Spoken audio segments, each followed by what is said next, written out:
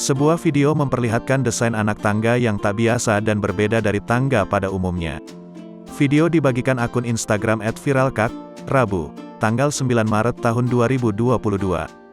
Dalam video unggahan, tampak seorang pria berjalan menuruni tangga yang menempel pada dinding rumah warna coklat. Pria itu tampak berjalan biasa ketika menggunakan tangga. Namun ada yang lain dari gayanya saat menuruni anak tangga.